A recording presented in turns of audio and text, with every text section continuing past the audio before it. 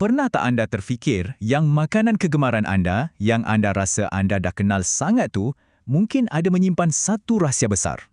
Hari ini, kita akan bongkar kisah sebenar di sebalik salah satu bahan masakan paling ikonik di dunia. Jadi, bersiap sedia, sebab apa yang anda sangka anda tahu tentangnya, mungkin akan berubah.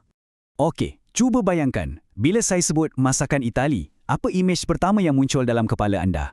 Mungkin bau sos tomato yang pekat dan wangi tengah menggelegak atas dapur, ataupun keju mozzarella yang cair meleleh atas pizza margherita yang panas-panas. Mestilah kan, warna merah menyala tomato tu ada di mana-mana. Ia dah macam nadi, jantung kepada masakan Itali. Susah kita nak bayangkan spaghetti tanpa sos pomodoro, betul tak? Tapi, macam mana kalau saya cakap, semua tu sebenarnya satu pembohongan yang sedap? Macam mana kalau saya beritahu anda yang selama lebih 300 tahun, orang Itali sendiri takut dengan tomato? Ya, anda tak salah dengar. Mereka anggap tomato ni buah eksotik yang bahaya dan perlu dijauhi sama sekali. Jom kita selami lebih dalam lagi penipuan terhebat dalam dunia masakan ni. Dalam bahagian pertama ni, kita akan terokai macam mana tomato, si pendatang ni boleh berjaya jadi raja masakan Itali yang tak dapat disangka lagi. Jadi, kalau bukan dari Itali, dari mana sebenarnya asal-usul tomato? Perjalanan kita bermula jauh-jauh dari Bukit Bukau Toscani menyeberangi Lautan Atlantik. Jauh sebelum tomato ni jumpa pinggan pasta, ia sebenarnya tumbuh liar di kawasan pergunungan Andes yang lasak. Di sinilah, di Amerika Selatan, tamadun purba macam Aztec mula-mula menanamnya dan mereka panggil ia tomatol. Ceritanya berubah bila penakluk Sepanyol sampai pada abad ke-16 dan buah yang nampak biasa ni memulakan pelayarannya yang akan mengubah sejarah Eropah. Tapi bila sampai Eropah, sambutannya tak mesra langsung. Malah, tomato ni dipandang dengan penuh rasa takut dan syak wasangka. Ia tak dianggap sebagai makanan, tapi sebagai satu ancaman, sampaikan ia dapat gelaran yang agak seram, apple beracun. Kenapa orang takut sangat? Puncanya terletak pada salah silah keluarga tomato ni. Ia sebahagian daripada keluarga Solanaceae atau nightshade. Keluarga ni ada ahli-ahli yang elok macam kentang dan terung. Tapi ada juga ahli yang sangat meragukan macam belladonna yang memang beracun maut. Jadi fahamlah kan kenapa orang was-was masa tu.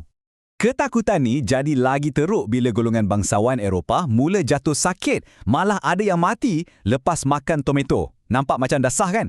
Tomato ni memang beracun. Tapi kebenarannya jauh lebih pelik.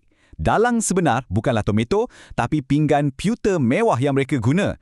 Asid semula jadi dalam tomato tu bertindak balas dengan pinggan, melarutkan pelembem toksik terus ke dalam makanan mereka. Ironinya, kekayaan mereka lah yang membunuh mereka. Jadi, macam mana tomato boleh berubah dari penjahat yang digeruni kepada wira masakan Itali? Nah, ia bukanlah cinta pandang pertama. Jauh sekali. Ini adalah satu kisah cinta yang sangat perlahan yang mengambil masa berabad-abad untuk mekar. Dan ini satu fakta yang menarik. Tomato pertama yang sampai ke Itali itu bukan warna merah tau. Ia berwarna kuning keemasan. Sebab tu orang Itali panggil ia pomodoro yang bermaksud apple keemasan. Perkataan pomodoro yang kita guna hari ni sebenarnya datang dari nama asal ni. Cuma tengok betapa perlahan proses ni. Tomato sampai pada pertengahan tahun 1500-an, tapi selama beratus-ratus tahun, ia cuma jadi pokok hiasan dalam taman. Orang tanam sebab cantik, bukan untuk makan. Resepi sos tomato pertama yang direkodkan hanya muncul pada tahun 1790. Itu dah lebih 200 tahun kemudian. Dan hidangan ikonik spaghetti dalam sos tomato, itu tak wujud sampailah tahun 1844. Luar biasa kan? Kalau kita kira semua sekali, ia makan masa lebih 300 tahun. Bayangkan, 3 abad penuh untuk tomato beralih dari hiasan yang menakutkan kepada bahan ruji yang kita semua sayang hari ini. Jadi, apa titik perubahannya? Apa yang akhirnya melonjakkan tomato menjadi bintang terkenal di seluruh dunia? Jawapannya ada pada 2 kuasa besar dalam sejarah.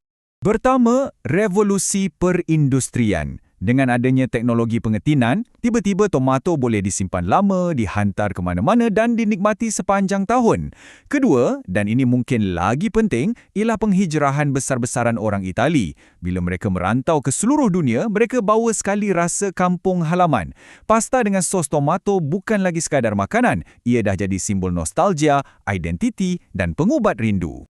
Dan semua ini membawa kita ke hari ini, di mana tomato mempunyai identiti yang sangat kompleks. Sebahagiannya sains, sebahagiannya undang-undang dan sebahagian besarnya budaya.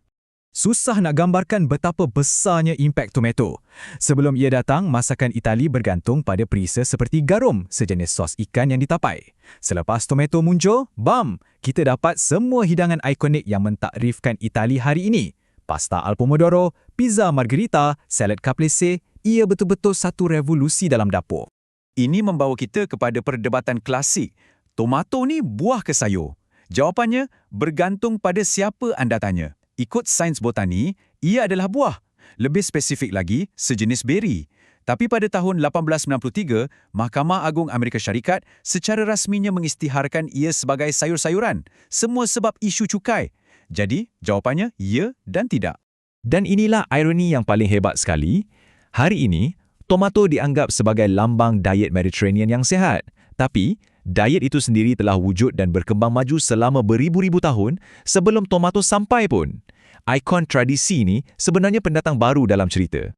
Kisah tomato ni menunjukkan kepada kita bahawa tradisi selalunya lebih muda dan lebih pelik dari yang kita sangka. Ia buat kita terfikir kan, agak-agaknya apakah sejarah rahsia lain yang tersembunyi dalam makanan tradisional kita sendiri? Sesuatu untuk direnungkan.